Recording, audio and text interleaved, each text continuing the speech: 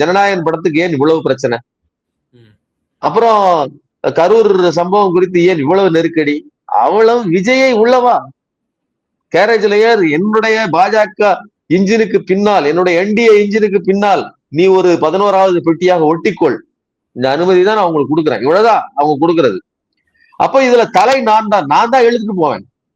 இப்போ எடப்பாடி பழனிசாமி அவர் அவங்க எலெக்ஷன் கேண்டிடேட்டா அறிவிப்பது என்பது, அதாவது முதல்வர் வேட்பாளராக அறிவிப்பது என்பது அமித்ஷாவுக்கு உடன்பாடு கிடையாது, மேலிடத்துல யாருக்குமே உடன்பாடு கிடையாது. ஆனால் தமிழ்நாட்டுக்குன்னு ஒரு மரபு இருக்கு. ஏதாவது ஒரு திராவிட கட்சி, அந்த திராவிட கட்சியின் தலைமை இதைத்தான் தமிழ்நாடு ஏற்றுக்கொள்ளும்.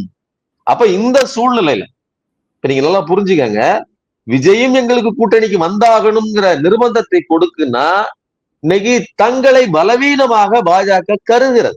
இப்ப இப்படி எல்லாம் கூட்டணி கூட்டாத பட்சத்தில் நாங்க ஒரு பெரிய பலவீனமான கூட்டணியாக மாறிவிடுவோமாங்கிற அச்சம் அவர்களுக்கு இருக்கு.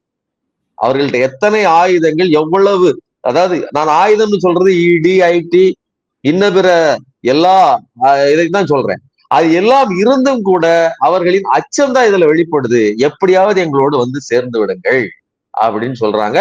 அதனுடைய விளைவுதான் விஜய் பக்கம் தனியா போய் கூட்டணி அமைத்துக் கொள்ளலாம்ங்கிற ஒரு விருப்பம் இருந்தால் கூட அதை நிராகரித்து விட்டு இன்னைக்கு டிடிவி தினகரன் இவர்களோடு சேர வேண்டிய ஒரு தேவை இருக்கிறது.